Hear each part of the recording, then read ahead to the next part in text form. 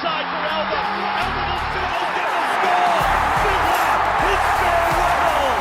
He tapped into a legend and probably rugby league immortality. That's not a try, that's a miracle. All right, welcome back to the Take the Two podcast, heading into round 23, brought to you by Neds. You can jump onto the Neds app and follow along with all of our bets for the rest of the NRL season and heading into finals.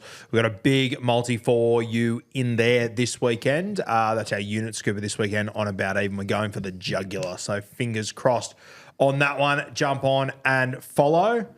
How are you, mate? Welcome back. I'm good. I feel like I haven't seen you for a while. Maybe we just haven't talked as much this week. We haven't. You've been a busy little beaver just quietly. Life admin, as they call it.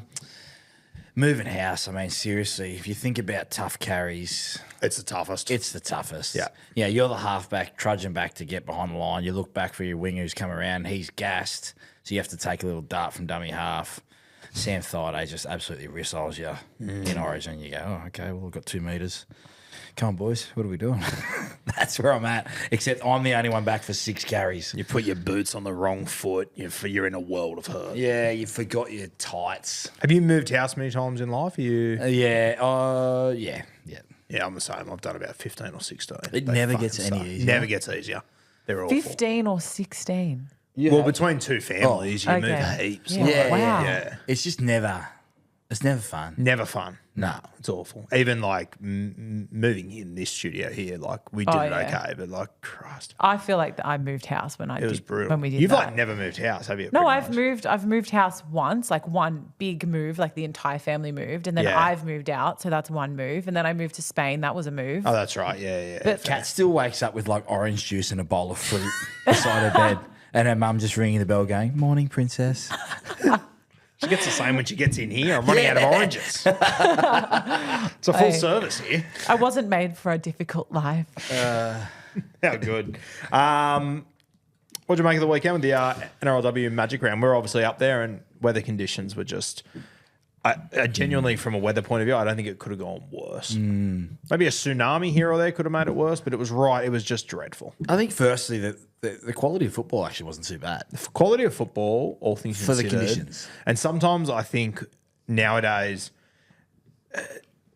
the Fox cameras are so good, you don't get to appreciate how shit the weather is. Yeah, I agree. And the other day was the perfect example. It Yeah. was raining sideways. It was like, it was borderline, like when you were driving to the grounds, Kat, I'm sure you'd be the same. I could feel my car moving in the wind. Yeah. Like it was just, it was insane. I can't believe When we were played out that parked, so we parked next to the stadium, and we're kind of waiting for an opportunity to get out of the car and get into the stadium, and there was just no window of opportunity at all. It was Yeah. just relentless the entire time. It was the sideways.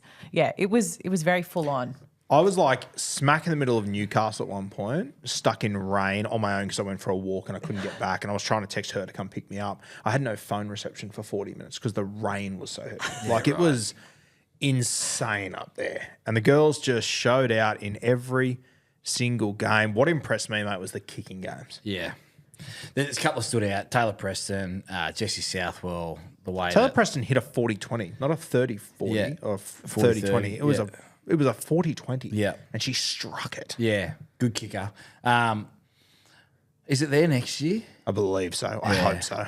I think wouldn't be moving it. it's another additional 2 years, I believe. Is what I've been told. I'd be moving it. From Newcastle? Yeah. Why? Oh, I just think for me, the one place I would have had it is Townsville.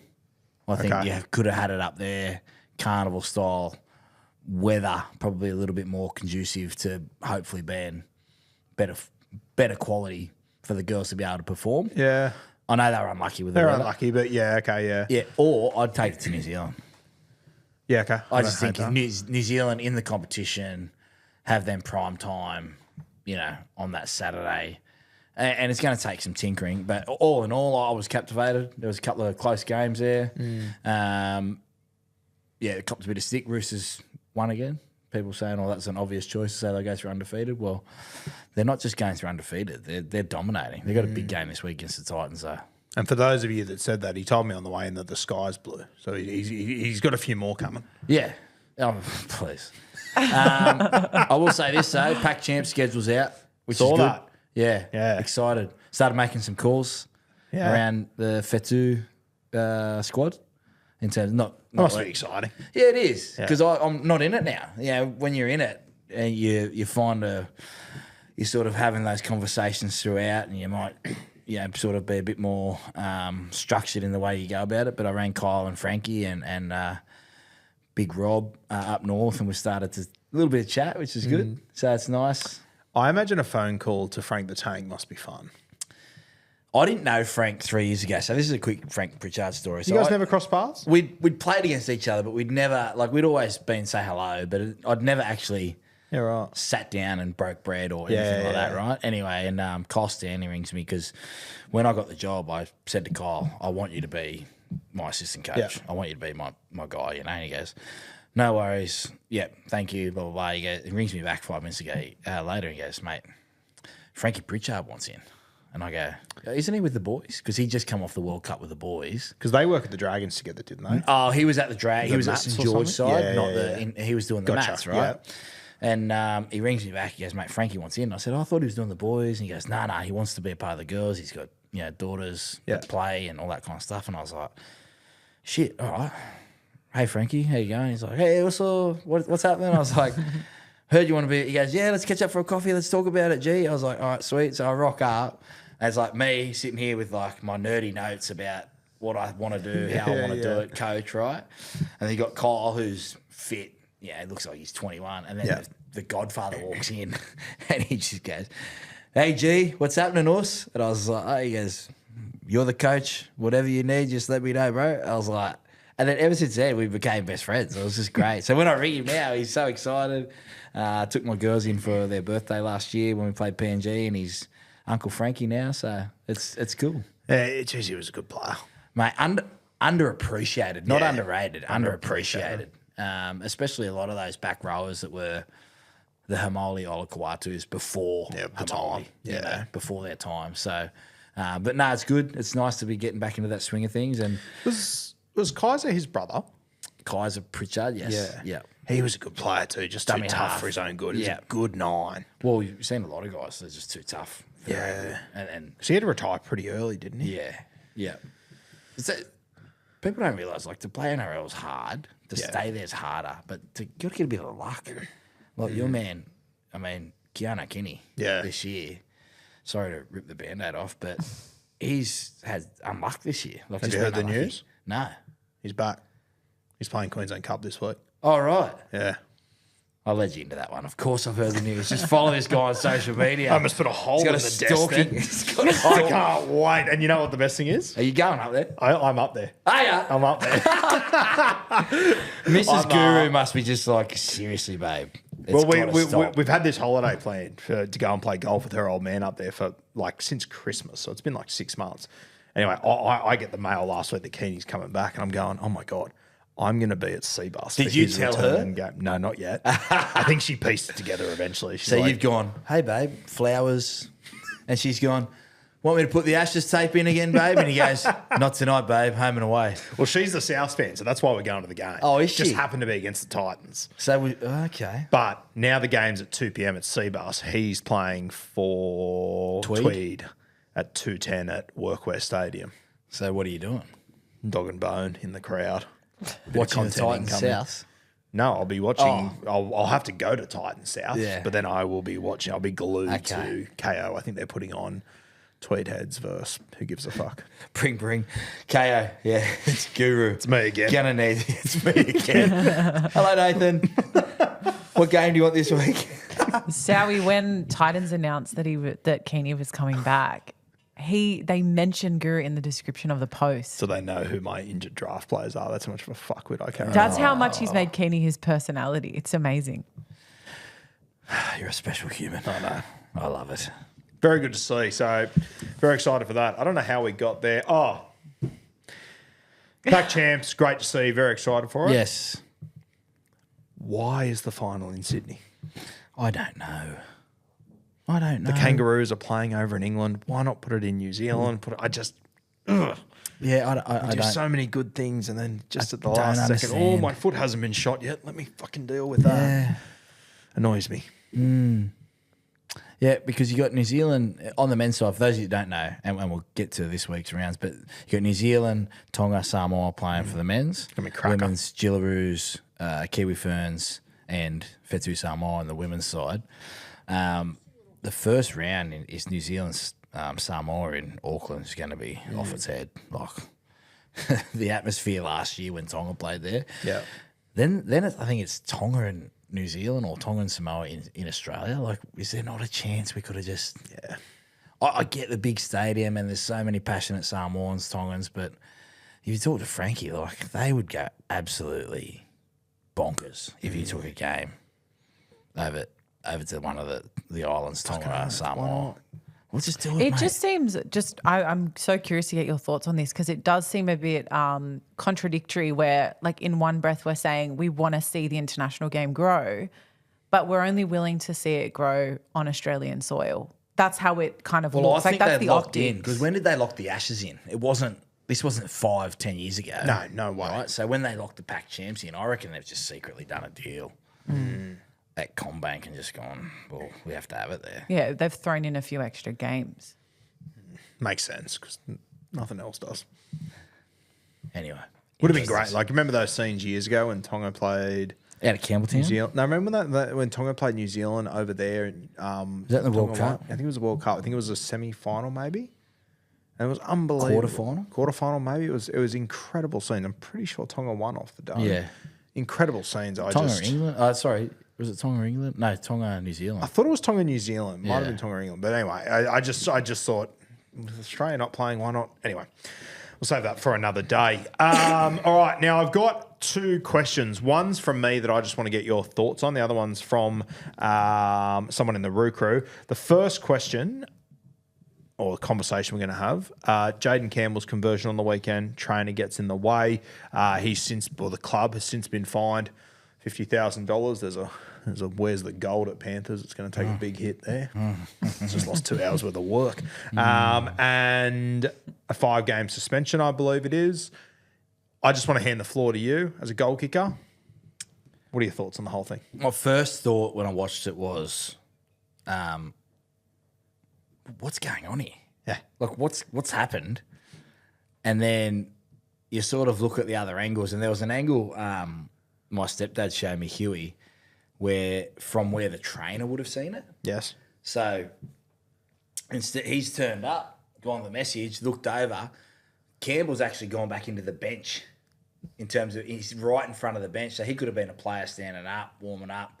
Right. Okay. He may not have looked Yeah. and gone, oh, yeah, shit, nothing's happened then, and just taken off. And then by the time it's sort of like one of those ones that you've gone, oh, I'm here. And just ran through, right? Yeah. When it initially happened, you were like, what's he doing? I was saying to Cap before, it's one of those things in rugby league that's never spoken about, but you just know it doesn't happen. And I had people message me and sort of be like, oh, I've never seen that happen before. I'm like, yeah, because it's such a well-known thing, you just don't do it. Like it's almost just like a... Well, the other part is you're getting... So, I mean, you guys were at Magic Round on the weekend, right? You see and hear how intense coaches' boxes can be. You're trying to relay a message. So you've got the message that goes down to someone else who's yelling out to someone else across to there. Yeah. They can get confusing. And it looked like in that moment he literally looked confused. Yes. Yeah. And 50 grand. I mean, he's been fined. They've been fined for past indiscretions, which I don't agree with. I think you just isolate it in its vacuum and go from there. So, in terms of Jaden, though, I said to my missus, she's a Panthers fan, so she didn't care. She's like, rat's ass. You want to beat us, beat us. Yeah. I would have said to Jay, if I was Jaden Campbell, I would have taken a full moment to challenge the referee to make a decision. And I would have gone, mate, what's that? Is that a penalty? Like I would have, because what it would have done, two things. It allows you to take a moment to reassess and get the ball back in. He has to stop the clock because he hasn't seen it happen before. You haven't seen it happen before. So you get to isolate that from that moment. Challenge you make a decision. He's got to go to the bunker. What that's doing is giving my team a chance to rest and set up, because we know as 2-point lead, we've still got to defend, right? Or we've still got to get the ball back. take the air out of the situation. I thought Campbell just went back and kicked it, and then his technique, I know he's a natural kicker where he's not sort of arm up through James Maloney style through the ball, but I thought he just rushed it. Yes, yeah. He still had a chance to kick it, but I would have just gone like challenge the ref, give my team a chance to have a break. Do you think he should have got a kick from in front? Initially, I did. I was like, well, that has to be a penalty because what if it was a player? Okay, sure, but it wasn't. Like, No, it was, but- yeah. Okay, but what if a player? Oh, it was a player. That's a bit different, I think. But Well, they're part of the team, runners. Initially, I thought penalty in front, and then I was like, well, you know what? Like, he gave him another shot. He just rushed it. yeah, I think shot in front is over the top. But I'm okay with there being a fine or something as part of it, so we don't see it again. But 5 games. The bunker got less for missing a head high. yeah, I do also think though, mate, it's one of those things that you just know you can't fucking do. Like there's a sideline there, Yeah, running mate. on the side of the sideline. We know we can't go through red lights. Guess what? It happens. Yeah, we make mistakes. People make mistakes, mate. If it wasn't, I mean, look at the Tigers. They're over celebrating. They've done something in the heat of the moment that, people make mistakes. We've got to stop like beating it up. Like people don't go out there to do head highs, but it happens. Stephen Crichton could not have got any lower unless he plays knee footy. He's got to go down even lower. He doesn't know that Taylor May is going to slip. He's made a mistake. He's got to keep moving on. I think it is something that when you come down on it this harshly, though, it is something that I don't think we will see again anytime. Okay, so if he's running, right, referee goes, stops, and he goes, oh, shit, and runs around the back, and then Jaden Campbell's still distracted, are we having the same discussion? Or Or I are we don't know just if it'll like, blow up as much, but no, we'd be just like, oh, what was he doing? Oh, he got lost. He doesn't know what he's doing, this runner. Like, yeah. all his focus is, and what you want as a coach from your blue shirt, your yellow shirt, your support staff, is the same focus, not the same intensity, because otherwise we'd all be screaming. Yeah. The same focus on the game that the people in the box have. Yeah. So that when you look down and I say, Guru, mate, what the fuck's going on down there? We need to get that sub right, mate. No, wait, hold that sub. Mate, get him back here, hurry up. You to there, that's all you're worried about.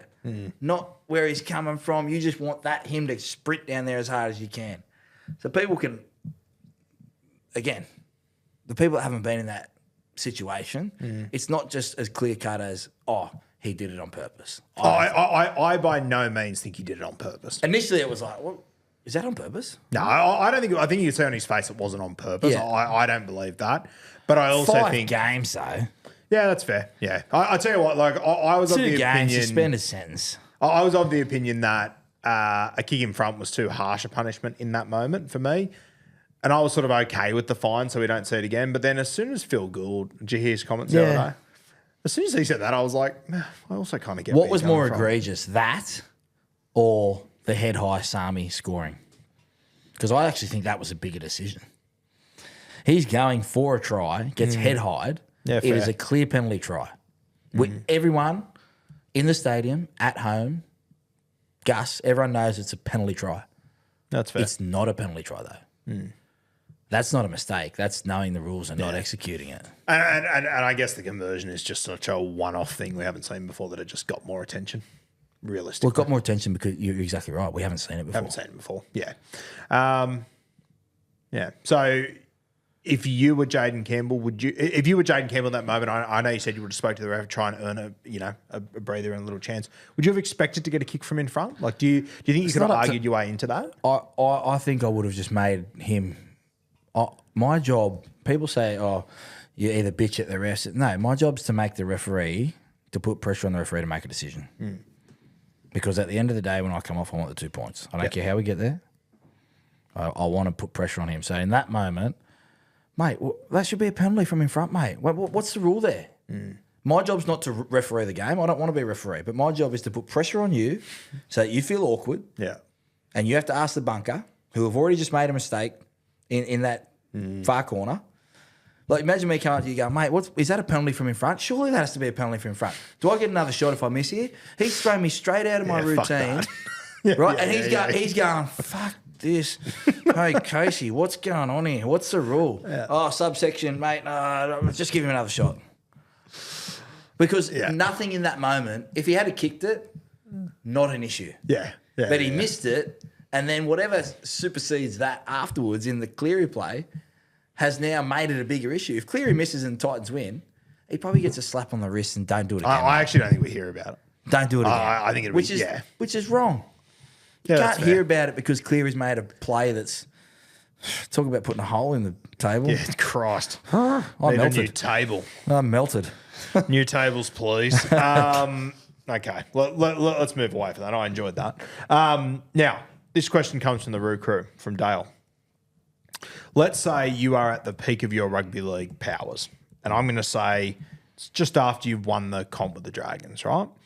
Would you rather chase a premiership for less money, so chase a second premiership for less money, stay in Sydney for sort of, I guess, what you're worth, or chase a bigger deal at like a Perth, take on the challenge of running a new franchise? What appeals to you? Let's say it's 2012, you're about to leave the Dragons, you've won that comp, you're moving on. What would have, in that situation, what appeals to you? Well, I did it. I went to Penrith. They'd had a successful year in 2010, and Gus had pitched the idea of they'd had all these juniors in the pipeline that were coming through, and I wanted to. I think at the time, mate, if I'm being totally honest, selfishly, I not wanted to be the man, but I wanted to feel like I was respected a little bit more within that playing arena. Like I'd played Origin in 11, 12, okay, things happen, me and Pricey move around, 13, I'm out of there. Like it happened pretty quickly. So I actually took the deal on offer. So if I was, I mean, the fact of going to Perth and being the starting of a new franchise, you get to help build the identity, the culture, influence on players. Like if you're one of those star recruits, I think for me at that time, that was what Gus got me across there. It was the centre of excellence was being built, all these juniors coming through. I respect Gus, still do to this day, about his footy acumen and how he sees the game and how he could help me. Ivan, I've said it many times privately and on air that I'd love to have started that Penrith tenure again, knowing what I know now and being in the position I am now. So, I would take, I mean, you're not in the career for a long time, mate. I think you go in, you cash in, and you be a part of something bigger. Because essentially, if you go to a new franchise, like people say, you're going to get paid more, yes, but you're actually being selfless because you have to put some of that stuff aside to be actually part of the identity. I think that's what Tino's craving. Gold Coast Titans, before he got there, Tino, they didn't have a real identity. So he's gone in there from one of the most successful teams or clubs in recent history, trying to form an identity. I don't think enough people have gravitated onto that. I think they've sort of just gone, he's come in, tried to do things professionally, but nah, like... we're not buying in. We're not buying into that. So you buy those players. So, if you... The mature Jamie Soward would go into that knowing, I can be a part of that, a positive influence, bring the juniors through, have a say on how we're going to shape the future here and potentially be remembered for that, versus a young guy who's, when I left Penrith, I probably wanted to see if I could do it, without Wayne, not without Wayne, but without being in the shadow of that whole Dragon situation. When you say you went to Penrith, which category would you have put them in? Was that going to Penrith to try and win a comp? Or did you feel when you arrived at Penrith? Because it was a pretty young side, wasn't it? No. I was going to Penrith to help rebuild. Yeah, I think, okay. I don't think that's disrespectful. Like we went to not at all. prelim in 14. I don't think Really, anyone had us at the start of 14. I think anyone had us sure in as fuck prelim. didn't. Yeah. I still even remember watching you play that night against the Roosters, just going, this team's done really well to be here. Yeah. Like it was that sort of vibe. Yeah. Warriors-esque. Where you're like, they've jumped up out of the ground this year. They had a really good season, but we're not expecting them to do anything. Yeah. You win that first game, holy shit. You lose 18-12 to the Bulldogs, Rabbitohs' best team that year. If I take away your Dragons premiership and you're in the same boat, you hadn't won a comp yet, does that move the needle for you? Hard question to ask because obviously I was probably on the nose at the Dragons, so I probably would have moved anyway. Yeah. But and don't forget, in 12, the roster had completely changed. Like the security blanket wasn't there, and Ben Hornby and Dean Young and these leaders, you know, like we were sort of thrust into that leadership role. So I probably still would have moved. And it also comes down to like, do they want you to stay? You know, like Scott Sorensen's rumoured to be the first signing for Perth. Like he's done his job for Penrith. Yeah. They're going to help him. Yeah, they don't want to lose him, but they understand it's time for him to get those rewards. Versus, yeah, for me, I'd probably still had a bit of a point to prove. I've always said, like, winning a competition, people will remember you forever. Remember you forever. So it was important to me to get it done, but the whole roster would have changed as well. I think that's the landscape when you're looking at these new franchises is what's the plan? Yeah, we know Mal's in charge. We know that they're targeting some of these bigger guys, but it's also the guys, the Scott Sorensens, that are going to actually help you. Yeah, for sure. Win. Yeah. You know, and I heard your pod, probably one of my favourite pods was like you coming up with the selections you'd make for Perth Bears. Yeah. And the best thing you've said all year in that aspect was you want people getting off the plane when they get back to Sydney. Getting on the plane, leaving Perth, going, fuck mate, I don't want to come back here. Yeah. I do not want to come back here. Yeah, you want ice packs. You want So that's trajectory, but the whole roster would have changed. So I reckon, selfishly, me, I would have just taken some cash. Yeah, but that's the business. Nothing wrong with that. No, Yeah. Fucking earth. Yeah.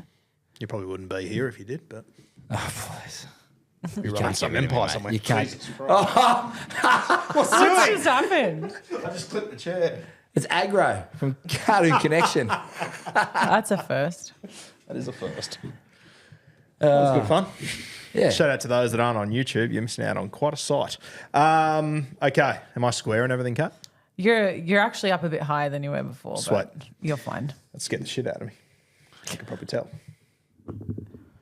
The computer going off scared the shit out of you. Oh, is that your computer? No, it's not. Is it? It must Yeah, be it's mine. yours. Oh, it's You're mine. busy over there. Green light. Okay. I'm rattled as shit. Okay. As far as Perth goes, Cam Munster rumours, do you think that'll play out here?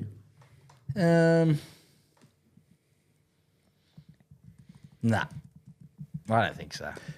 My thing with the Melbourne Storm right now, and this might sound unfair, but I think with Munster, Hughes, Grant, obviously, Bellamy, but take Grant out, more so those three. I think those three would want to win a comp without Cam Smith or without the big three. I like 2020, Jerome Hughes, Cam Munster, they've won a comp, 100%. But to me, that was still Cam Smith's side. And I think Grant hasn't won one yet. Grant hasn't won one yet. And I just think for their, like Pappy's the same. He won a Clive Churchill on that Legacy. game. But I will always look at that legacy. I will always look at it and go, that was Cameron Smith's premiership still for me. They lose that grand final if Cameron Smith's not on the field, in my opinion. And I think especially for Craig Bellamy, I think he needs to win a comp without those guys. Yeah. When you're talking about the greatest coach of all time, he's always going to be there. But if you want to be number one, I think you have to win. It's comps. Brady Belichick. It is Brady Belichick, 100%. Yeah. It is Tom Brady, Bill Belichick. And this isn't like dissecting Craig Bellamy, but like this is like the evolution. If they were to win this year, I think Cameron Munster goes to Perth.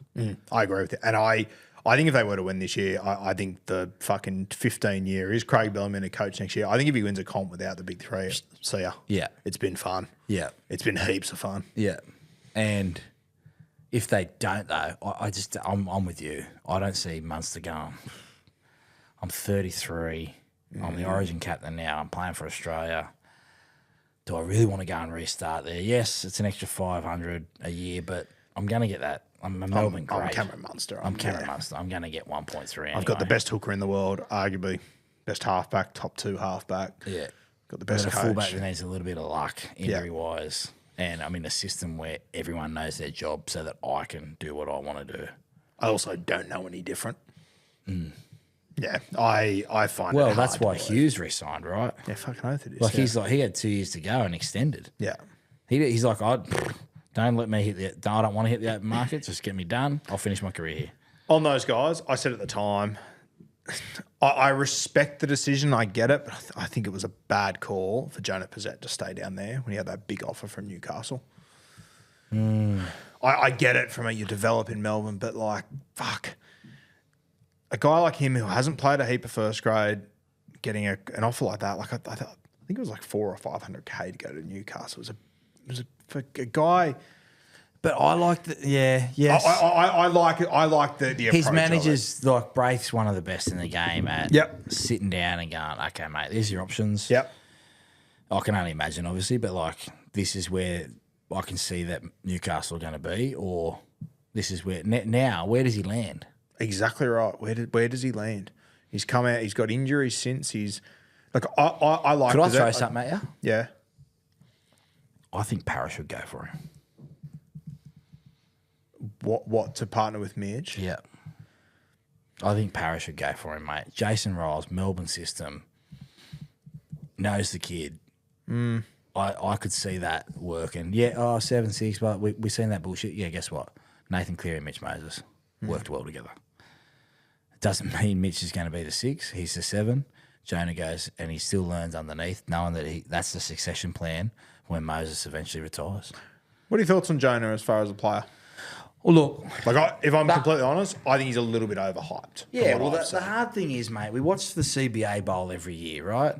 And for those people other than the short ball, rando, no one really knows who these kids are. Yeah. Unless you're in it. Yes. Right? So I go, for all my information, if I want to know if a kid's good or not, I go to Kyle Stanley. Yeah. And I say, Bunge, is this kid good? Yeah, he's good. Needs to work on this. We saw Jonah Pezet blast onto the scene in Origin. Jack Bostock that year could not have played any better, right? Yes.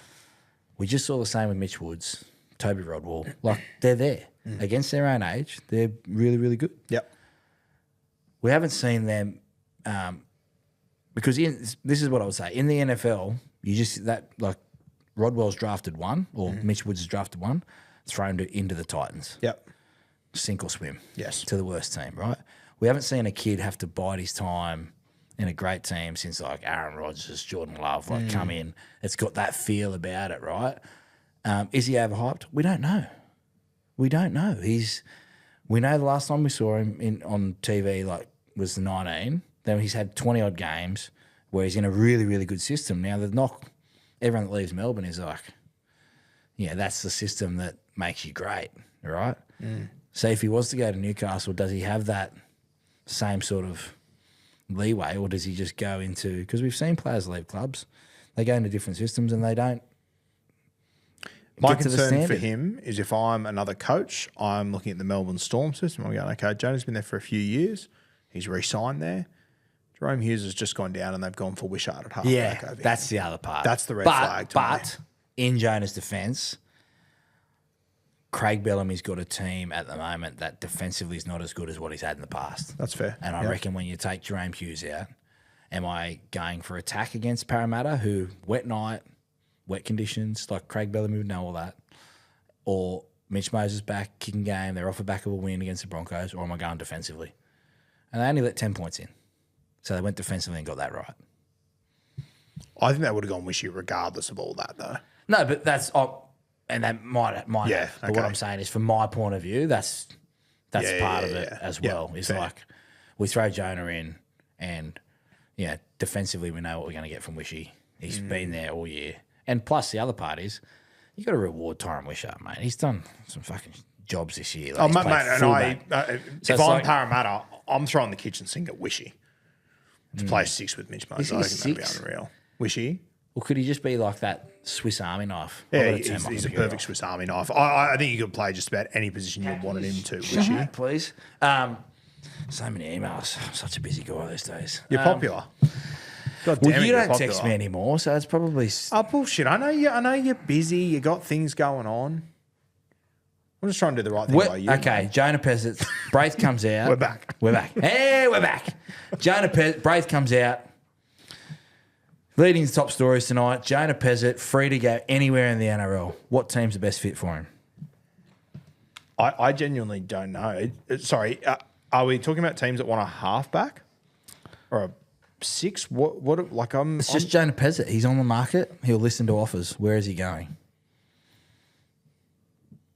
This is what I'm saying. I've got no fucking idea where he goes. Parramatta maybe at 5'8", sure, but I don't think Parramatta would be chasing Jonah Pezet. I don't think there'd be many teams that would be chasing him. To be honest with you, ever since he's turned down that big offer with Newcastle.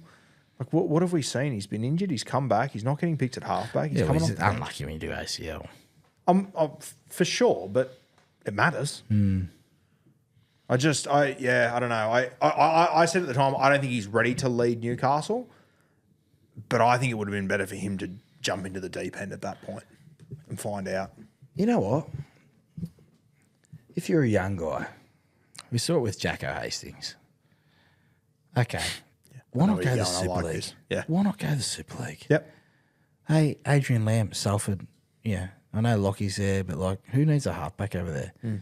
I'm sure if Craig Bellamy picks up the phone and rings Wigan or St Helens and says, "What have you got in the half stock?" or Willie Peters and says, "Oh, we've got this guy. Okay, who's on next year? Oh, that guy's leaving. All right, can we send him over for a year, mate? Just so he can play some top line footy." Get his head in the right mental state. If we need him, we'll bring him back. But at this stage, he's still ours. We're going to partner with you on that. Go over there, play some top line footy. I'd be all for it. And, you know, both of us have What's that, mate? You need to send someone out here? Yeah, great. Who needs training and education? Sweet. We do a little player swap. Yeah. I think that, you know, when you talk to Jacko about his time over in England, like, he just learned so much. Changed him completely as a person. Cowboys, maybe? I was going to say Cowboys, but didn't. Well, that's what I'm saying. I don't think there's any halfback slots that are realistically available to him. We can't say the Titans. Or can you? Well, whoever the new coach is for the Titans, they need to sit down and they need to get rid of trade. They need to make a tough decision somewhere. They need to trade. Yeah. They need to make a move More somewhere. trades in the NRL. Heaps. We need to see more of them, yeah. Whoever's taking over the Titans. And if you're a player, you should go, like, Brimson, JC or Kinney should go there and go, "What's the plan here?" Coach goes, "Mate, this is our number 1, 2, 3. If you're number 3, mate, can you trade me? Can you trade me to somewhere where I'm going to be able to play fullback?" Hard thing is, I don't think they have the coach for next year to go and ask it. So they're just stuck in a limbo at the moment.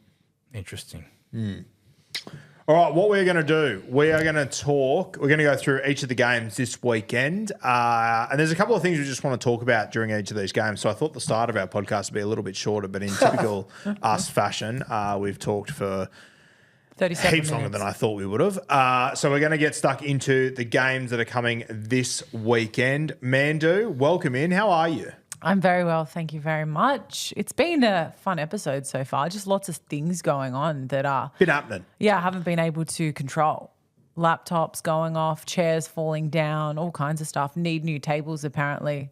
Can I just say, welcome, Kat. Thank you. I am like a proud big brother when I see you two do your content stuff.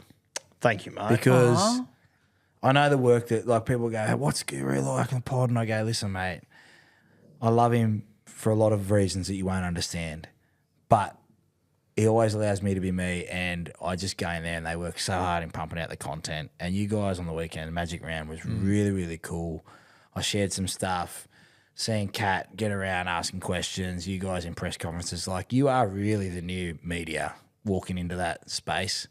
It was really cool. Yeah. No, we really cool. enjoyed it. I think there's a lot that we can do with those press conferences. I think they're getting a little bit stale. Stale is an understatement, mate. I did 2 where they didn't turn up. Oh, my goodness. When we made the World Cup last year. We did 2 where people didn't show up. When we made the World Cup last year, we beat Fiji on the buzzer. Yeah. Went to do the press conference. No one showed up in the media press conference. We had a couple of NRL staff ask some questions because it looked bad on camera. No one. They all wanted to watch the men's war cries or huckers. No one turned up. Yeah, right. And I've had one at Newcastle as well. When no one was there, they'd gone out because the men's game started. For the Dragons or for Smile? Yep, for Dragons. Yeah, right. So if you're the NRL, get these content creators in. Open up. Give the them some doors. guidelines. Open it up and go. Free advertising. Yeah. We're Yeah. going to maybe give you a retainer if you're there every week, but ask some questions about the game. Yes. Ask some questions about the players. Yeah, a lot of it's very scripted at the moment, I'm finding. It's the same questions every week. Hard It's- loss out there. No shit. Yeah. And you know what I found too? Like the coaches that we spoke to, I think they actually enjoyed being asked questions that they could actually talk They enjoy to. a new face, mate. Yeah. And you're like, who's that? Oh, that person knows what they're talking about. Anyway, sorry. That's my Good little time. rant. We appreciate that. No, thank you for your words, Sowie, and we love having you in here every week as well. Let's get into the first game for round 23. We have the Melbourne Storm hosting the Brisbane Broncos. This one's down at Amy Park.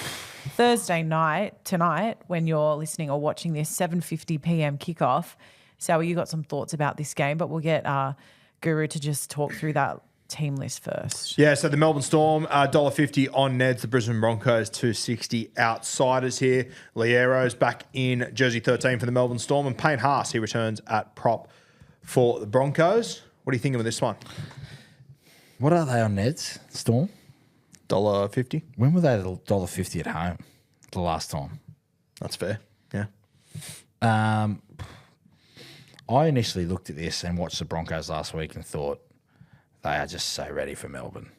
They just want Melbourne bad to make a statement, throw the last top four into chaos.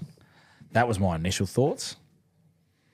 Melbourne probably had the same idea against Parramatta. They're like, Brisbane coming to town. Like, this is a week 2 finals clash for me. Melbourne, tough battle against the Dogs. They go down in a tight one. Broncos, they win 5-8 or whatever, and they have to go down to Melbourne to win, to keep going. It's so good. I agree that this is a finals game. For me, finals is all about who's going to put their hand in the fire and keep it there the longest. I know you love Brisbane, mate. I just can't see it yet. I'm just not seeing that resiliency that I think they're going to need come September. Well, this will either be 32 all and someone will make a play, or it'll be Melbourne 20-6. Yep. And the immaturity, not the immaturity, but the uncertainty around the Broncos continues. But I think Madge, what does Madge want to see out of this game? He needs to see a defensive improve. Mate, that's what I find so hard this year with the Broncos is I'm always thinking, what does Madge want to see? I know what Madge has been like previously. Then you don't see that from Brisbane, but then you listen to Madge in press conferences. It doesn't seem to faze him too much. We've spoken about this already, Yeah. that he's had to adapt and change, but I don't know. I just feel like they're still in this weird limbo sort of phase. I think Melbourne, they know who they are. I think Trent Leroux back in's huge for them as well through the middle. I'm pretty confident on Melbourne in this game.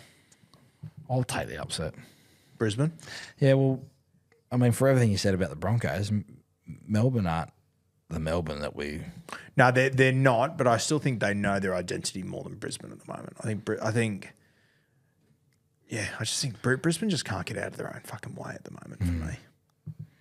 And I think as well... with Less that is more with Brisbane, I Mate, reckon. I think the worst thing that happens to them is they score 60 points last week. It would have been better if it was like 20-4 or something. Boys checking themselves out in the mirror all week. Fucking worst case scenario. If I look like Reece Walsh. Yeah, I'd never leave a mirror. I'd pay someone to come around with a mirror. I'll take the upset. We're split on that one. I like it. Next game, Kat. All right, next game we're on to Friday, the early game Friday, 6 p.m. kickoff at McDonald Jones Stadium. We spent a bit of time there. Newcastle Knights taking on the Penrith Panthers. Knights, they're at $3.75. Outsiders, the Penny Panthers at $1.28. Mate, one thing I'm really, I wouldn't say excited, I'm really interested to see. We don't get to see Nath Cleary without Yo very often. I'm keen to see it this weekend. Front door, won't it? Yep. I mean, Penrith win. It's gone quiet. The coach talk up there for AOB.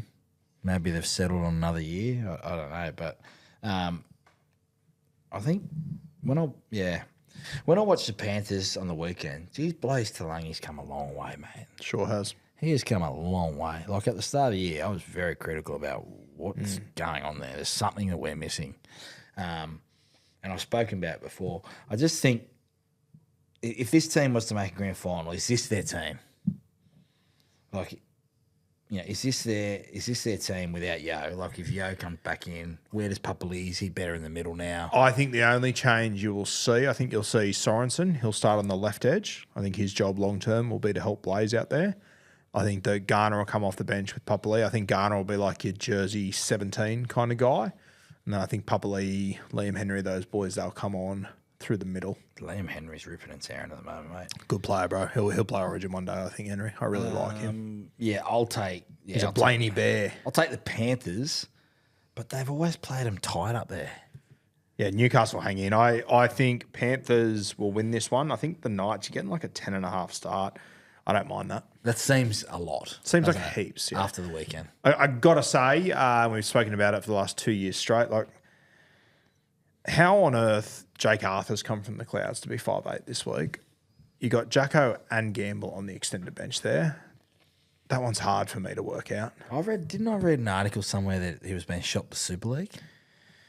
Yeah, I don't know. I can't get my head around how. Yeah, I actually watched him play a New South Wales Cup game a few weeks ago, and he did well. But I mean, you've got the two guys that literally led you to finals 2 years ago, sitting on the extended bench, and Jake Arthur's coming in to partner with Jack Cogger. It's just, I don't know. I don't want to get into the Newcastle fucking halves conundrum again, but yeah. Are they all on contract for next year? Jacko isn't. I don't know about the rest of them.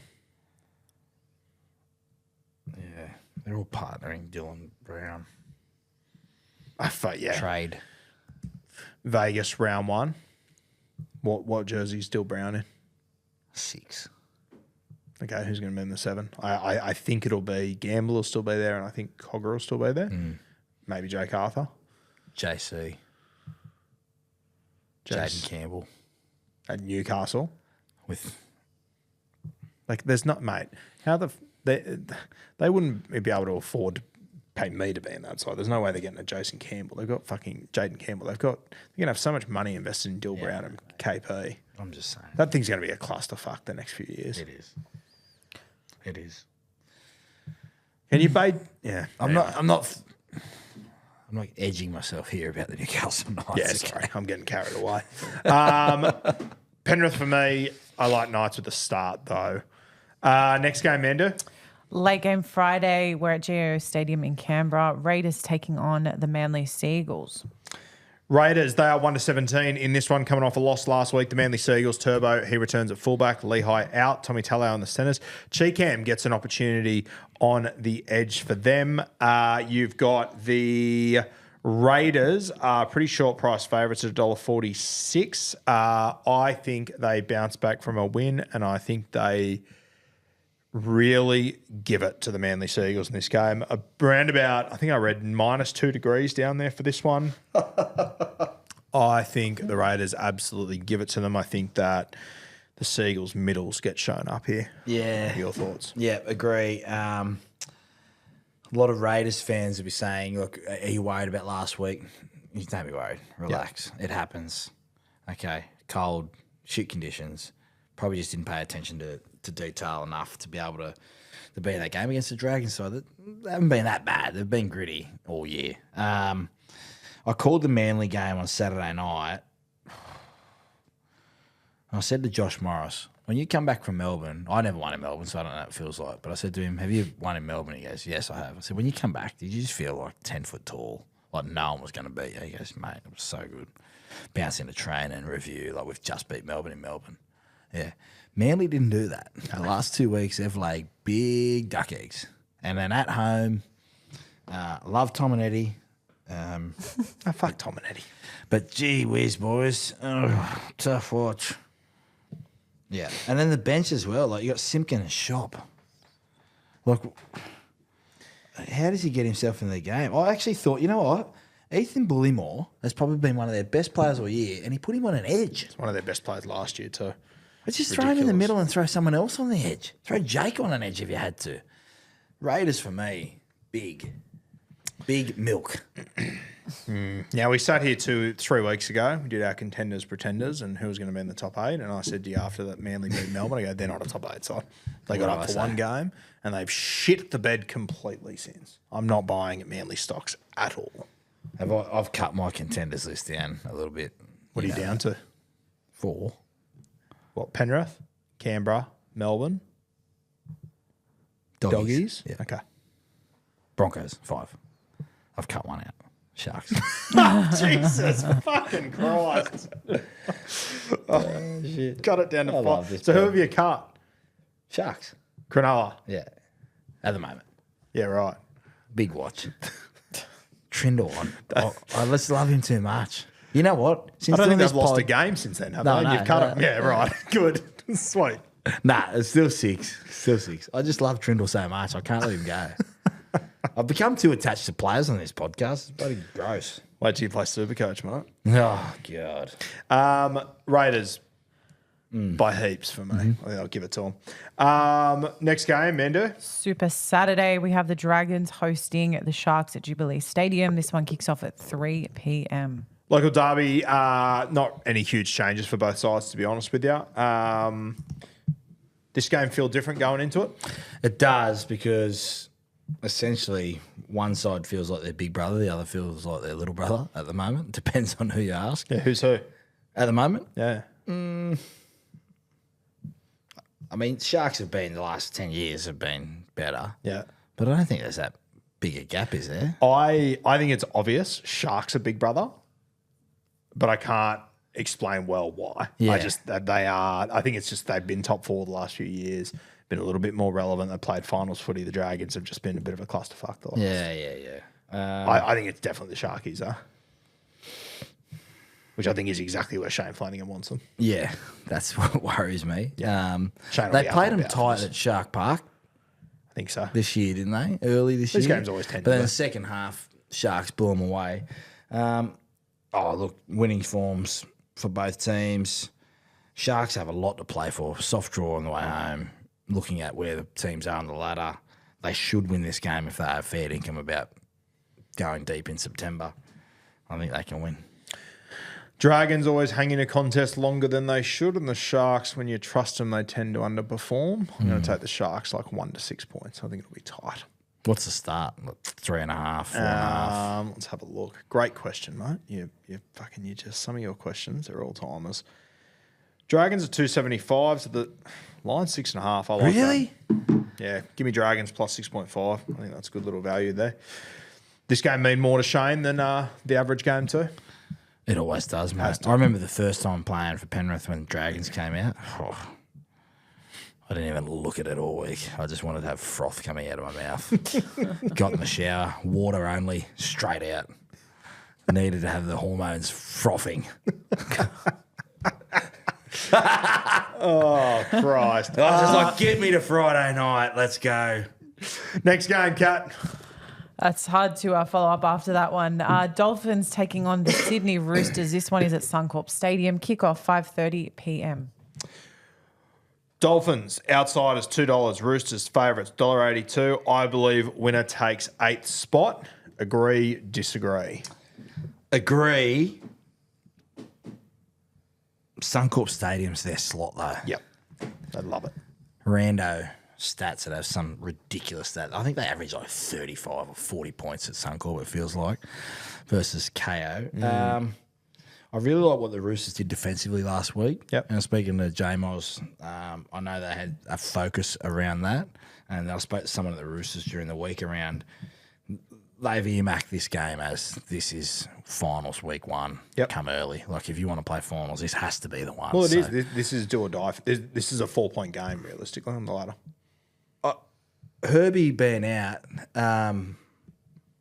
They've named, huge loss. No doubt about that. Who have they named there? So they've named Avrilo on the wing and the young fella, Nafahu. He's named in the centres. I think Avrilo will play wing and Nafahu will play right. You could Will do play- you could do worse. You could do worse. I mean, You you're could not, do heaps you're worse, not yeah. replacing a Ferrari, but the car that you put in there's, I mean, it's not a Ford Laser. It's not. But But when you come up against, Is Herbie going to be the straw that broke the camel's back? well, to be fair, we've been saying it. I mean, Yeah, you said bloody it hell. 6 I've said weeks the last ago. 9 injuries. Yeah, you said it 6 weeks ago. The other thing is the I think I said suspension. it 6 weeks before that. too. Yeah, Felice Kafusi suspension.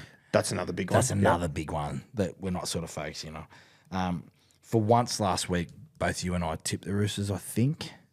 And we got it right. I think. I'm pretty sure we did. Yeah. I'm going to take the Roosters. Yeah, I'm going to take the Chooks. Tell you And what, I'm- though. Sorry. Sam Walker's kicking game in the wet the other night. Yeah, when you came on the podcast for the first time Sam? a few years ago. If you ever see a bloke outside your house, all right, dressed in like a poncho and like binoculars, it's me watching you because I met him the other day. What'd you take away from meeting him? Just a nice guy. Yeah. He's Just good a kid. respectful guy. Yeah, Bill Simmons, who does podcasts, American podcast, me and you, nuffies will know him. He speaks about this people, women, males that grow up in change rooms, Yep. and they have this aura straight away of understanding, okay, this is how a person reacts when they're losing. This is like all that kind of stuff. Paddy Mahomes' dad played baseball for the New York Mets. Yep. So he gets to big stages and it just doesn't phase him. They make that fast break the other night. He goes, oh, fuck it, I'll just kick it to Tupou. Tupou slides in like he's Indiana Jones underneath a bloody bowling ball. Yeah. And then passes it back, and it's like, and then his goal kicking was ridiculous in the wet. So, yeah, What you just said there about growing up in change rooms, I remember on the podcast. This is when he was still an assistant coach, and he hadn't, he's still a few years away. He came on the podcast, champion fella. Craig Fitzgibbon also Yeah. grew up in change Yeah. rooms. His old man Alan, I believe, was a coach as well at the Dragons and stuff. And I remember he spoke about that. And I sort of said, "What do you think is one of your strengths?" And I remember he said, "I've grown up in change rooms. I get the dynamics, I get the politics of it. I've always understood it, and that stuff matters more than what fans realise." appreciate. Yeah. Yep. I thought it was really cool. Well, Walker's a perfect example of that. Exactly right. Yeah. Yeah. Geez, you would have seen some wild stuff in some change rooms. Walker boys. I played with Chris, Uncle Chris. That was wild enough for me. Shout out Texas. I ran into Texas in Vegas last year, and I saw him coming from about a metre away, and he waved, and I thought, this is either going to be a 3-minute conversation Or 3 or I'm going to get hours. fucked up for 3 hours. And then I saw his children. I went, oh, I'm safe. Thank God. I'm good. We'll be okay. Roosters for me. Yeah, I like the Chooks in this one too. Next game, Menda. Okay, late game. We're still on Super Saturday, 7:35 p.m. kickoff at Accor Stadium. The Bulldogs taking on the New Zealand Warriors. The Doggies are favourites in this one. They're at $1.36. The Wars at $3.10 on Neds. I'm going to take an upset in this one. I reckon the Warriors might get them. I think the Warriors need a response very quickly, and I think they're going to get it this week. I'm a little bit concerned about where Canterbury's at the moment. I'm not. I think you talk about losses that teams need to have. I think in 2009 we lost 5 out of our last 7. 2010 we lost 3 out of our last 4. Yeah, I just think the Bulldogs, I mean, it's concerning they haven't won in the wet, like when it's wet. But I think the Dogs bounce back in a big way this weekend. I think the crowd gets behind them. They rally in, like the fact that the whole Tigers thing went down and or is there a dent in the armour and all this bullshit? Like, no, they're still a really good side. The only watch will be what they do with Galvin, whether he plays or not, and if he doesn't, if it's Bailey Hayward. Mate, it's not going to be Hayward. Why not? Mate, they've got Mitch Woods and Sexton on the extended. I think they'll go one of them. I think that's going to be the yes. conversation this week. Which I kind of think they'll go Woods. They have to, don't they? Mate, that's what I said that earlier today. Sorry, The whole Dogs room. fans. I have not looked at the team list. You've made your bed with Sexton. You've said you're not the guy for the future. I'd be looking at it, and I'm even more confident then. I had Tom and Eddie say to me today, they go, yeah, but they've won with Sexton. Like, you have to win. I'm like, okay, but if they win with Sexton, then they have to bring Galvin back in. Yeah, nah. It creates a clusterfuck. I'd rather throw the young kid in there who's the future. I feel really sorry for Sexton, but I think they'll go Woods. Yeah, sorry. No, if Woods is in, I'm doubling down. They're Dogs big time. So if Woods is in, you feel even better about it. Yeah, mate. Did you see that? Well, you were there. I know the good he is. energy. Yeah, but Like this kid's been waiting for it. Like debut at home, a core. Gus has got the family in. They've got 250,000 tickets, jersey, the shirts. I think I had like 5 people at my debut. That was the whole crowd, 5 people. you would have had 6 if you had my phone number. But I was there. I'm kidding. Yeah, I was going to say, we all know you were there. Yeah, Dogs. Oh, Mitch Woods. I'm definitely watching that game, man. Yeah, we'll see. Galvin, I think he's got an ankle injury and he's got something with his hand as well. So we'll see how it plays out. Yeah, I'm very keen to see who they do go for there. As far as the Warriors go, Chanel Harris-Tavita back in, which I really like. Topiki's still in the fullback jersey. Fisher-Harris on the extended. If Fish ends up playing, I think the Wars are a really good chance for an upset here. Where are you with them? We both had them in pretenders 3 weeks ago, Yes. which I think is fair. Yeah, I think when you get injuries, like the Dolphins have gotten injuries, but I think the attack is still fired. They've still had big scores. Mm-hmm. Defensively, that's not their identity, but they're still lending in their identity.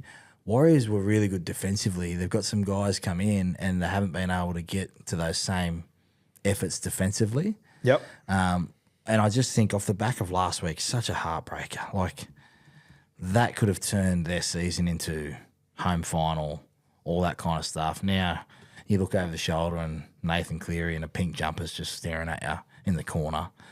I think that might have taken a little bit more out of him than what. Like now you got to get them back up, going, boys. Like we lost the heartbreaker. We got a trip over the Bulldogs who are pissed off because everyone thinks that they're pretenders after last week. Not me. They're still in my list of 15 contenders. Fair.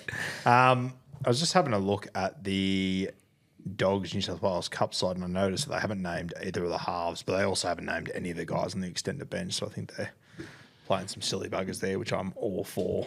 I'm going to take the Wars for an upset in that one. Next game, Mendo. All right, we'll move it to Sunday. We have the 2 p.m. game between the Gold Coast Titans and the South Sydney Rabbitohs. This one is at Seabar Super Stadium. My goodness, I don't know what happened there. And Guru, you're going to be at this game. There's nothing super about these two teams, Kat. Spoon bowl. Did you really have to do that again? Once Not was happy about enough. spoon bowl. It's not a great Sunday, is it? It's a pretty bang average Sunday, apart from Flex schedule. 2:10 p.m. at Workwear Stadium where Keanu Keeney makes his return. Didn't PVL go over and meet Roger Goodell? I think so. Surely in that convo, somewhere along the lines is like, hey, Roger, what do you do with the flex schedule? Explain that to me. Oh, what we do is the teams that are going shit, we bump them to a schedule, to a game that is not prime For those time. who don't follow the NFL, explain what you're talking about. So they have the prime time slot. They have Yep. Thursday night football. They have the late game Sunday, and then Monday night football is their yep. main slot. Everyone else plays in the middle of the day, right? You're going really, really well. And let's say, for argument's sake, Chad Townsend will listen to the podcast, the Cleveland Browns, which they'll probably go shit house this year. If they're on Sunday night playing a team that's really, really bad also, Tennessee Titans, and then you've got the Cowboys who are 6-0 versus the Packers who are 6-0, and they're on in the middle of the day, guess what? Hey, boys, you've been flexed. You're going to the Sunday night. Changes everything. Gives fans what they want, viewership, all that kind of stuff. The flex schedule has to happen. Yeah. Just plan it. 10 weeks, first 10 weeks of the competition, and then after that, we'll give you the next 4 weeks. Can I give you a classic example of what they would do with that too? I think it's in... Like this week, who would you flex? Well, Let's what do I was that. going to say, in 3 weeks' time, the matchup's great. We've got Panthers versus Raiders. That could be a grand final preview. It's being played in Mudgee. No, you keep the game. You got to keep the game where it's at. You got to keep. You wouldn't the be game. able to change stuff like that? Oh, I think they're locked in commercially with that Okay. stuff. I meant like the TV schedule. Right, like- so if we're looking at this week, I Okay. think Thursday night they've nailed it, to be fair. Yep. So that's a big time slot. Everyone's frothing for the start of the week. I would be moving... Friday night, you've got the potential minor premiers. Manly hanging on, so that's a top 8 clash potentially. I think you just go, hey, Roosters, Dolphins. Yeah, Roosters, Dolphins. Sunday afternoon, Suncorp. You're playing Cowboys, Eels. You're playing at 5:30 on Saturday now. Oh, what do you mean? Oh, we've only got 6 days. Mate, you come 15th and 14th. All right, get it done. Thanks. Beep, beep, beep. That's PVL hanging up on. Roger Goodell. No, whoever's in charge of Para and a 3-way conference. He'd have a good hang up All on right, him. guys, 5:30, all good?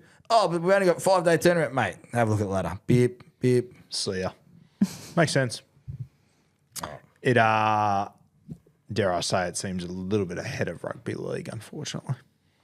It shouldn't Why? be. I know. It's one of those questions. We're talking about conferences. Shout out to the great Chamois. We're talking about conferences and taking it internationally, and we go to Vegas so we can't get the draw right. Has to be at the top, like 3 things to do in the off season. I think the Bunnies win this game. I think they get an upset up there. I think Wayne gets them up and about. I think that I was listening to. Did you listen to Maddie and Coop Cronk this? Yeah, Maddie and Coop this week. By any chance? I don't listen to it because I get the summary from you. Yeah, fair. Cooper spoke about how after that 60-point drumming or whatever against Brisbane, Wayne walked into the presser and he was laughing and giggling and sort of calmed the team down immediately. He sort of said, I think that's him planning an ambush to avoid this spoon this week against Hasler. I think Souths get up. Latrell's been named in the extended. If he comes back, I'd be playing Latrell at centre. I'd be moving Tallis Duncan back into the second row. I think South Sydney find a way to win. I also like this Ash Ward. I think he's a good player. Yeah, I like Ash. I think that they'll put Humphries back to the bench, Latrell at 6. Or you reckon they'll go down that avenue? And Ash, hey, here's the keys to the car, kid. Or maybe Ash goes back to the bench, Latrell starts at 6 and they bring him on, and then Jamie goes to the middle. Okay. I'm with you. I've tipped an upset. Souths. But Wayne's got this amazing ability. I remember we lost the Charity Shield when Wayne came to the club in 2009. Yeah. And he came in. Charcoal jerseys? That's real niche. Real niche. I got a feeling. I could be wrong though. Your missus is so lucky. We lost, and he came in the next day, and he's just like he sort of acted up. You know, he's like got the paper, and he's like, "Oh no!" Like we're like, "What the fuck are you doing, coach?" He's, "Oh no, our season's over. We've lost the Charity Shield." Like we're all like, "What?" He goes, "Oh, everyone's saying that we're shit because we lost the Charity Shield," like stuff like that. We just immediately relax, right? Then the next year when we won it, he goes, "Boys, we're going to win the comp. We've won the Charity Shield." Like he was that pumped. If you had to put your life on it, these two teams, coached by the same coaches, I'm a Wayne Bennett guy. I think Dez's last couple of weeks has made a turn, but you are what you are in the regular season. Souths have shown a lot more grittiness throughout the year. Yeah, I like South. 7.5 start with South. I will take that every day of the week. Last game of the week, Mando. I was just going to say nothing upsetting about those predictions, guys. Love to hear it. Okay, last game of the round. Parramatta Eels taking on the North Queensland Cowboys at CommBank Stadium. Kick-off at Guru's favourite time, 4:05 in the afternoon. Eels, $1.64. Cowboys, $2.30 on Neds. Mitch Moses at CommBank. I think the Eels get the job done. Is it time for us to coach of the year just goes to the minor premiers and you have a most improved or not even anything else? I just think because if you're talking about like the coach of the year criteria, look at what haves and have-nots. I don't think it should automatically go to the minor premiership. I think there's context that has to matter around it. Right. So what's your coach of the year rankings? I think all things considered, I think Ricky has to be number one. And I know he's going to win the minor premiership, but I think that's the exception. Mm-hmm. The context for me is that Ricky was the spoon favourite at the start of the year. He's taken his team all the way through. Fogarty's left halfway through the year and all that sort of stuff, had to deal with things, and they've handled it well. So I think Ricky should be number one. Number two, mate, if the Dolphins make the 8, I'm probably looking at Wolf. I think he's done so well with so little. He's got Isaiah Katoa, halfway through the season, leading the Dally M's, absolutely flying. He will be the Dally M halfback of the year. The injuries he's had to deal with, and if they somehow still make the top 8 after Wayne Bennett couldn't get them there for 2 years, Wolf has to be number 2. Is there any argument to have Wolf over Stick for you or not? Well, when you sell it like that, I think there's ways to look at it, yes. Was Wolf in the top of your conversation? He's in the top 4. Like, I look at... Who else you got? See, I've always rewarded, like, the consistency. I would argue that Andrew Webster has done a fantastic job in getting that side into the top 4. Yes.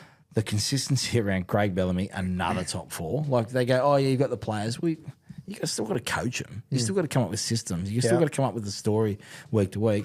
How isn't Ivan Cleary in the conversation? They were stone motherless 12 weeks ago. Mm-hmm. Now they've come in. Now they might make the top 4. And then off the back of that, getting to my point here. That's also got to matter for something, though, that they were stone motherless. Yeah, but like Then I he would also look, put his team in that then situation. I would look at what trajectory. I would look at Jason Riles, what he's done this year. He copped so much shit for putting his nuts on the line and saying, "This is how we're going to do things. Are you with me or are you not with me?" How many coaches have done that, and they've not been backed up by the players or the administration or? I agree with you, but you can't give Dally M Coach of the Year to a guy that finishes 12th. So what? Okay, so in 2010, You still have to win. Like, winning has to matter at some fucking point. yeah, right. So if you consistently win, you're not the coach of the year. Well, So in 2010, but it's not an award. Brian Smith got it. Yeah. Roosters went from 10th or 12th or something to 6th. Wayne Bennett, back-to-back minor premierships, didn't get the coach of the year. Yeah, but it's Coach of the Year, not Coach of the fucking 24 months. But It's coach of the year. So you've year in, year out been consistently good. Craig Bellamy. No, but it's not about year in year If you out. win It's the about minor that year. yeah. So if you win the minor premiership, guess what? You're the best team that year. You've probably got the best coach that year. No, I think context has to matter, though. I just think take it out of it. If you get minor premiership coach of the year. What? Okay, so if you are Craig Bellamy, you win your third minor premiership in a 20 row. yep. You're Coach of the Year, and then if you've got Ricky Stewart, who has gone from his team was favourite to get the wooden spoon to they finish second, you go, Bellamy still deserves it more. Yeah, but he's finished first, mate. No prizes for finishing second. Oh, Except if fuck you're married. That's outrageous. Context has to matter where guys come Great, from. and you've what they improved into that. achieve. Isn't that what coaching is? Yeah, but coaching's also selling the narrative and getting your team up each week and being consistent in your behaviours and your standards to be able to get to first. Sure, but like you're rewarding it. But how do you judge the improvement? So who's improved the most this year? The Raiders, yes? Yeah, I'd go the Raiders. Right, who's next?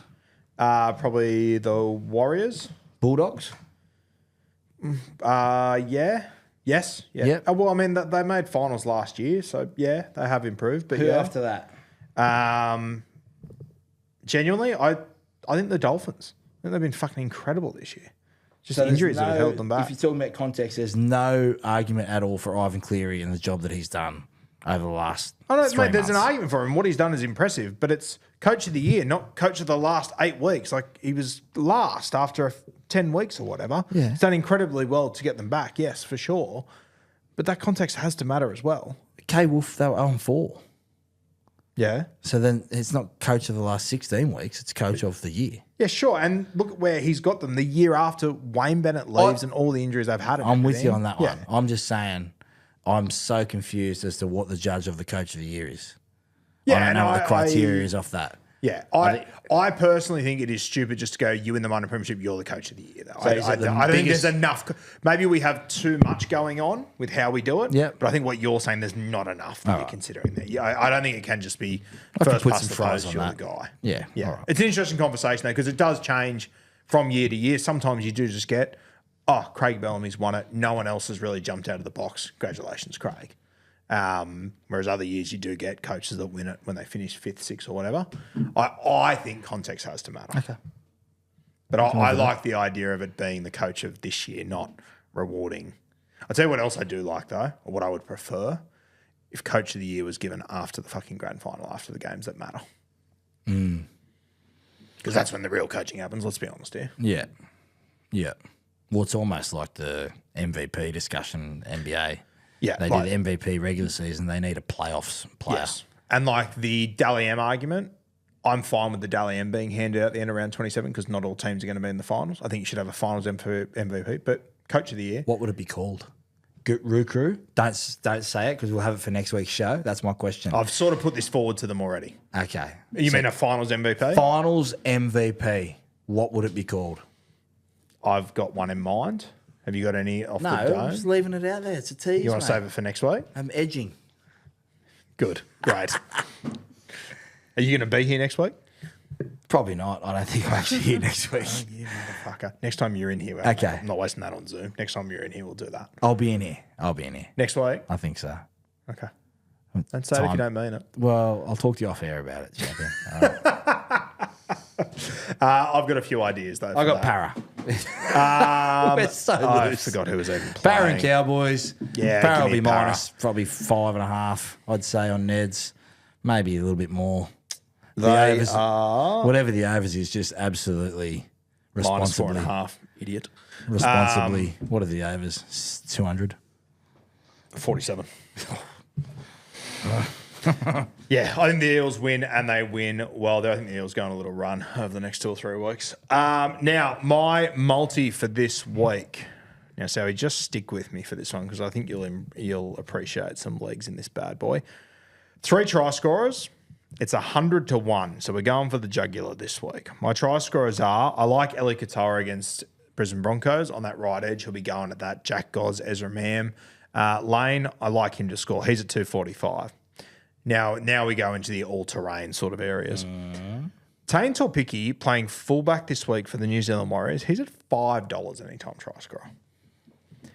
I think that value for any fullback in the NRL is unreal. $5. Hasn't scored in about 10 games at fullback. That's where it comes from.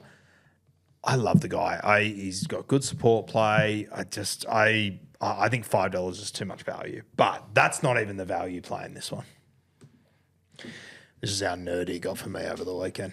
Kelma Tuolangi returned from his suspension last week. Went back, played New South Wales Cup. And I was like, okay, I wonder which edge they'll play him on, left or right. They played him on the right. I reckon he's going to come in this week and play right edge outside Mitch Moses. I think they'll move Guyman to the left to help Hawkins in defence. And I think they will move Jack Williams to the front row. Kelma, if I'm correct, be playing right edge outside Mitch Moses against the Cowboys. He's at $8.50. Anytime? Yeah. Oh, He's on the bench at the moment, so he's jersey 17. But Okay. I reckon at worst, Jack Williams shifts to the middle after 20 like they've done previously this year, and then he'll get a 60-minute shot at the Cowboys. I'm going to say it's going to be off a kick. He scored off a kick last week in Cup. I know. Oh, you saw that one, did you? Maybe. 101. You've got Eli Katoa, Tane Torpiki, and Kelma Tuolangi. I'm looking to win about even this week. I'm looking to Next put the key on the year, rack. can I make a suggestion? Yeah. Can you, think of a name for your bet? Oh, I'm not good at this stuff. That's what Tom and Andy Would you are have good the at. Azaki? Was it the Izaki, yeah, eh? that's their one. Yeah, that's one I of those just think there. you could have a I'm- moment in time that could, I'm not a narrative guy like that. That's what the boys are good at, and I let them do their thing. I think you could deep dive into. Yeah, this is the Michael O'Connor half volley multi this week. I think only you and me would appreciate it. Who cares? That's all we do this pod for. Yeah, that's very Kat true. doesn't listen to it. Yeah. I'm not listening right now. Yes, exactly. That's what I mean. There's something in it. Mate, it's very intimidating sitting on that Actually- about even panel, and the boys are just narrativing out of their asses, and I'm just sitting there going, "What the fuck? I have no idea what you're Do talking." you know any Bulldogs fans I that you know, text like that I text often. that on the weekend there was a little bit of puckering?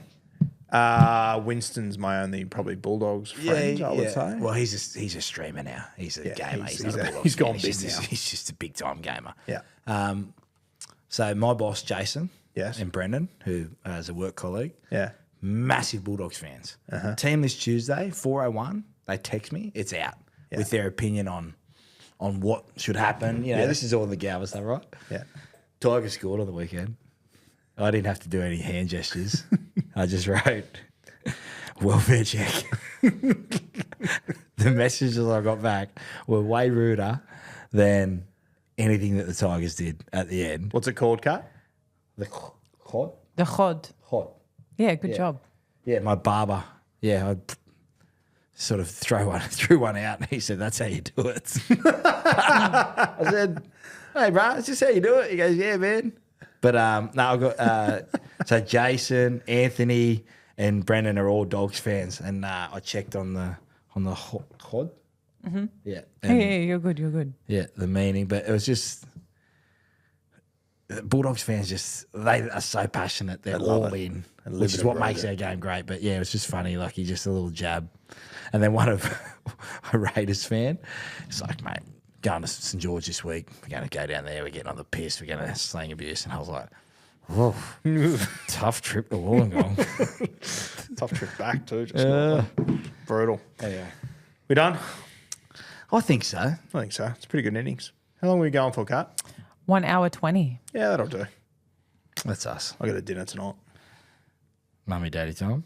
No, well, we're going to a steak place. I love a good steak, so I'm ready to rip into you medium? medium rare. Medium rare. Yeah. What are you? Medium rare. Medium. Yeah. I'm really excited. I can't tell. You're drooling through that beard of yours. Ready to go. That'll do us. Pleasure as always. We'll see you next week on the Take the Two podcast. What are you really gambling with? For free and confidential support, call the number on the screen or visit the website